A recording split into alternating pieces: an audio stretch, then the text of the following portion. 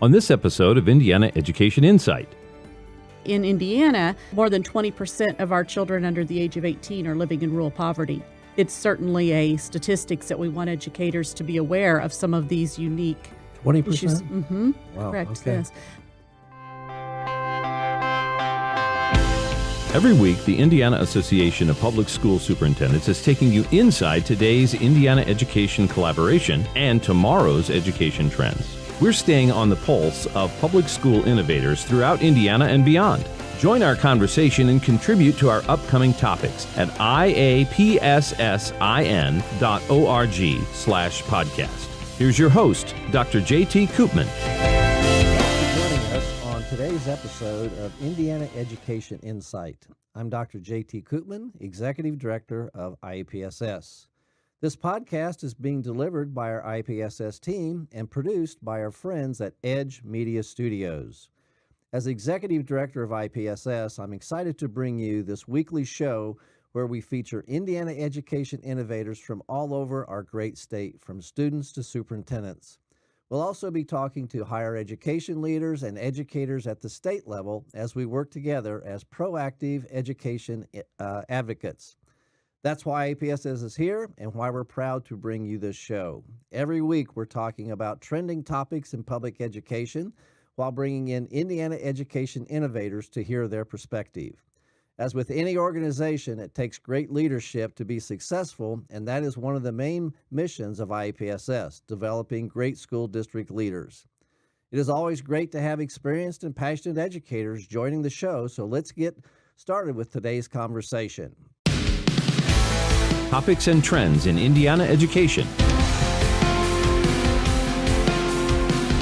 Today's guest is Dr. Diana Whitlock, Director of Research for Standard for Success. Dr. Whitlock and her husband Todd have both been involved in education as teachers and administrators for several years before founding and developing Standard for Success. Dr. Whitlock has also previously served as an Indiana principal and teacher, so having the ability to look at education from various lenses is very important.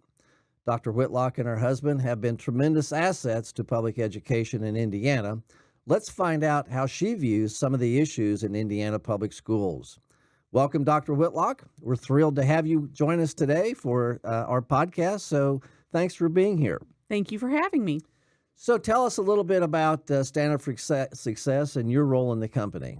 Standard for Success is an educational software company that specializes in the management of teacher evaluation. One of the things about our company is all of our employees are educators, so therefore we really understand the needs of schools and school administrators to not only manage the teacher evaluation process, but to utilize that data for teacher growth and development. Well, you certainly have found a niche and a very meaningful niche that's necessary for educators, not only in Indiana, but I believe you're in several other states as well. We are expanding into other states. We're finding that Indiana is somewhat ahead of some of the other states in terms of managing the teacher evaluation process, but it is being recognized as a need nationwide. One project that I have been working on that I do want to mention and certainly acknowledge, not only the Superintendents Association, but the IASP Principals Association as well.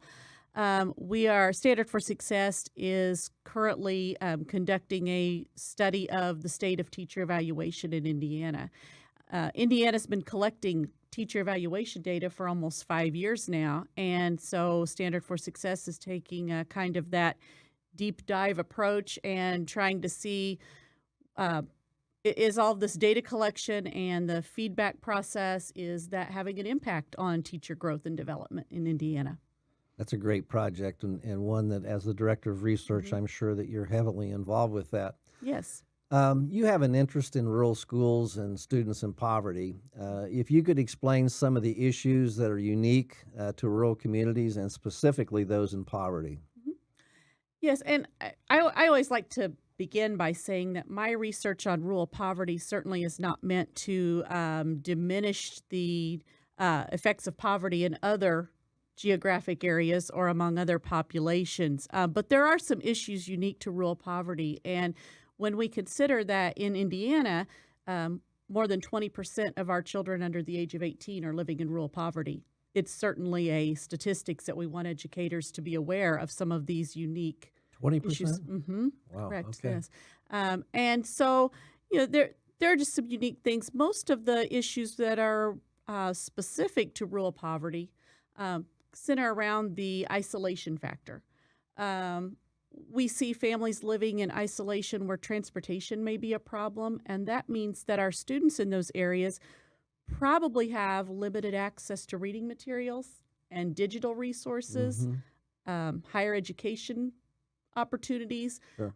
So it's important to kind of be aware of those things. We even see an impact on our families as far as unemployment or underemployment when they don't have transportation to get to a job. Okay. That's an interesting tidbit. 1 out of 5 under the age of 18, and that Correct. certainly impacts the educational focus in many of those areas. Then I would assume. Right. So, what should schools be looking for in closing the gap with those students and the limited access that they have to early intervention programs? Yeah, I think that probably the biggest thing that schools can do, and unfortunately, it's also one of the most costly and most complicated, is to provide transportation, especially when we're looking at preschool services and things such as that. Trying to get those kids into our school-based programming can sometimes be tough on our parents. Right. And there may be other solutions. We can certainly look, as a school administrator, your district, and we have kids sometimes in our rural areas living 30-plus minutes away from the school. So maybe we look at our communities and think, okay, are there churches? Are there community centers? Maybe there's places that we could take the services to them and Right. make it a little easier to get the kids to the programming. There's been some discussion and some controversy about the virtual preschool. That certainly could be a possible supplement. I think, the concern there, and certainly we need to pay attention to, is we need to balance that with some social experiences, because the research tells us preschool, early childhood services not only help kids academically, but it helps them in terms of school readiness and social behaviors as well. So, Absolutely. right. Absolutely. Well, you're pointing out some things that probably most of us have not even considered. And I'm thinking about traveling from home to school in 35 to 40 minutes and the amount of gas that takes just to go Correct. back and forth. And I understand that if resources are limited, Sure. you're either going to put groceries on the table or gas in the gas tank. So what are you going to do? Right. Absolutely. Well, research, as you had mentioned, has indicated some success for later starting ages for students entering school, especially in other countries that have school kindergarten that start at age 6. How does this balance with the philosophy of providing preschool? I think it's important to note, first of all, and to maybe kind of remember that some of the countries that are starting students in kindergarten or first grade a little later also have a system of universal preschool. So it's likely that those students have had something prior to coming to the public school. And I think very important, too, we need to, as we build good preschool programming that meets the needs of our populations, we need to think about not only the age of compulsory attendance, but also what are we doing in these programs? Are there age-appropriate, developmentally appropriate activities for 4-year-olds or 5-year-olds or whatever we decide? So we need to look at that as well. Right. Now, correct me. I understand that Indiana is one of a handful of states that doesn't offer universal preschool. Is that accurate? That is correct. It's becoming a little more common for Okay. states to offer that. Okay. All right. What would you say in response to those that state that there are no long-term effects and services that are provided to students, and that those that do attend preschool, they're caught up in the first 6 months of kindergarten? like most educators, I've heard that statistic. I've heard it as a parent myself. But I think that if we look at some of the, we do see some of that, what researchers have coined called fade out, where the preschool group of children we're looking at maybe way ahead, and then the others kind of even up. But there are some longitudinal studies. We look at the Perry Preschool Project out of Michigan, and Ramey's Abecedarian, which is a more rural study. And those studies showed effects into high school and even young adulthood for students that had had some early childhood programming. In high school, there were fewer special education referrals, even higher earning potential into adulthood of kids that had had that good foundation and that good preschool start. So I think if we look at the long-term data, I think we still are seeing that it's a good investment, and there are some good results of providing those services. Well, I would absolutely agree with that, especially when we have so many single-parent households out there. Correct. That preschool could certainly fill a tremendous void in those families, not only for learning, but as you mentioned, the social opportunities as well, Absolutely. which is important for those kids. So where do you see the future headed for preschool in the state of Indiana? Well, I'm very positive about the future of preschool. I think if we look at the number of the increase in the number of general education preschool programs in the school-based setting, I think that right there is a good indicator that Indiana is starting to recognize this as a need.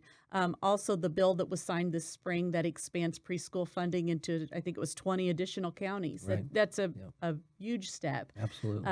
Right there. So I'm very positive about it. I think that it's being recognized as a good foundational start. It's not a fix-all for everything. We still have to provide other supports, but I think we're recognizing it as a need, and I think that we're headed in the right direction. Oh, good, good. Well, and certainly the research that you have done, I think, is an imperative that needs to be paid attention to. So kudos to you for doing that. Thank you. And providing that data for us to look at. So in closing, any advice that you have in general just for educators or educational leaders? I think I would say thank you for being part of this great profession. I know we're hearing things about teacher shortages and all kinds of issues going on, but I think young educators today need to be proud of the fact that they chose to make a difference in the lives of children. That's why we all do what we do. That being said, I guess advice-wise, I would also say find and maintain a good work-life balance. Take care of yourself so that you can continue to serve those under your umbrella of leadership. That's very important. That is absolutely great advice. Finding that balance, I think, is tremendously be important difficult. so that you are not burning your candle at both ends, Right. On the family side as well as the professional side. Well, I'd like to thank Dr. Whitlock for being our guest on IPSS's edition of Indiana Education Insight. Thank you for having me. Dr. JT's closing comments.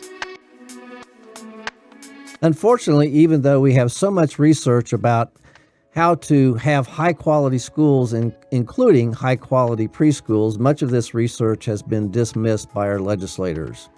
However, I see very successful school programs and successful students in Indiana public schools that have benefited greatly from high-quality preschool and kindergarten programs.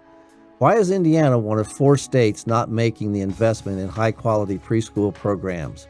Perhaps we can pursue this issue and others in another segment of Indiana Education Insight. On our next show, July 24th, we welcome Mr. Steve Helmick, Executive Director of the Indiana High School Athletic Association's Foundation of Champions. Perhaps he can provide some additional insight into the State House and education. Join us for that and more on the next Insight into Indiana Education. Thanks for being part of education. Please stand up for Indiana Public Schools.